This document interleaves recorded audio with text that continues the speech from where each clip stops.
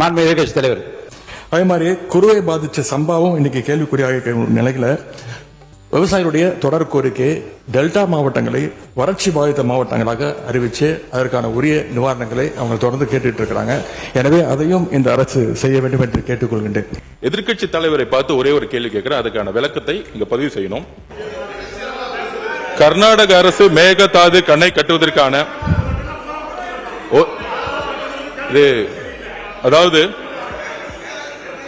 என்ன கொஞ்சம் பேச விடுங்க. ஏன்னா எதிர்க்கட்சி தலைவர் கேட்டதுக்கு ஒரு பதில் மட்டும் நான் கேட்கணும். அவர்கிட்ட ஒரே ஒரு கேள்வி கேட்டுக்கிறேன்.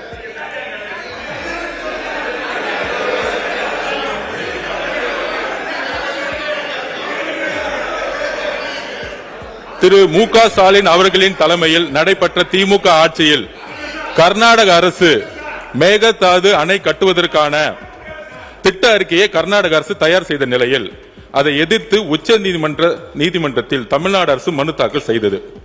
அந்த மனுவை உச்ச நீதிமன்றம் 13/11/2025 அன்று தள்ளுபடி செய்தது.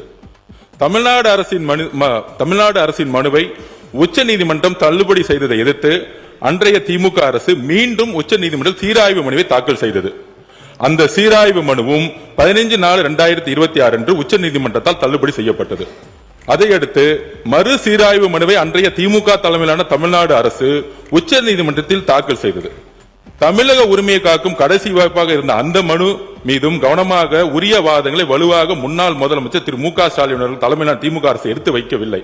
அதையடுத்து உச்ச நீதிமன்ற தலைமை நீதிபதி அமர்வு மறு சீராய்வு மனுவை 25/4/2026 அன்றும் தள்ளுபடி செய்தது. 3 முறை தள்ளுபடி செய்ததுக்கான விளக்கத்தை மாண்புமிகு எதிர்க்கட்சி தலைவர் இங்கு விளக்க வேண்டும்.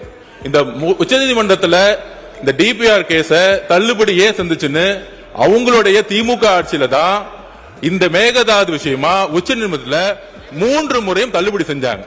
அது எதனால தள்ளுபடி செஞ்சு எதிர்க்கட்சி தலைவர்கள் சொல்லட்டும். நாங்கள் புதிய அரசை எங்களுடைய மாண்புமிகு முதலமைச்சர் வந்திருக்கோம்.